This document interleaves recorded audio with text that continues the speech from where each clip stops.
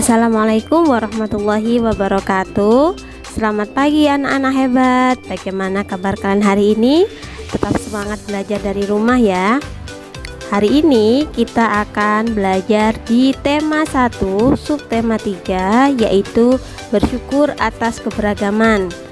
Nah, di pembelajaran 1 kita belajar tentang muatan bahasa Indonesia terlebih dahulu. Di bahasa Indonesia kita akan belajar tentang gagasan pokok dan gagasan pendukung dalam teks lisan.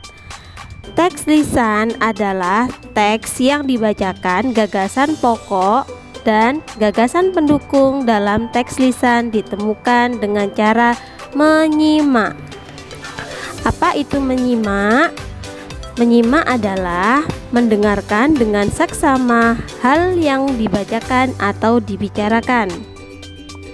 Contoh, salah satu bentuk keragaman di Indonesia yang mampu menarik wisatawan adalah makanan, terutama makanan tradisional. Wisatawan yang datang ke Indonesia akan dimanjakan dengan makanan tradisional Indonesia, tersaji dengan beragam jenis, rasa, hingga bentuk penyajian.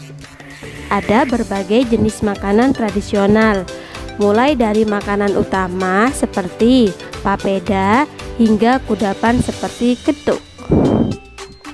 Nah, kalau kita lihat yang termasuk kalimat utama adalah atau gagasan pokok adalah makanan tradisional Indonesia mampu menarik wisatawan.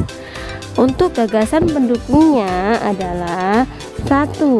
Makanan tradisional khas daerah dapat memanjakan wisatawan. 2. Makanan tradisional memiliki beragam jenis, rasa, dan penyajian. 3. Jenis makanan tradisional merupakan utama hingga kudapan.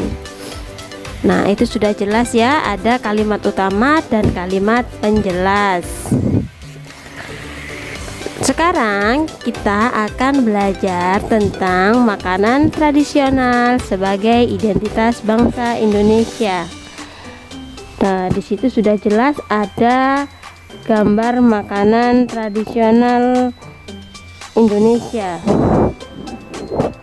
Nomor 1, nasi timbel, berasal dari Jawa Barat.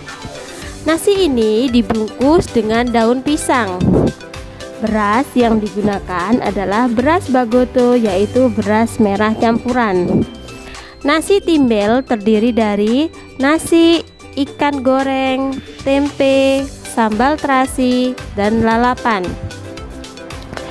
Nah, contoh makanan tradisional yang kedua yaitu nasi jinggo, berasal dari Bali.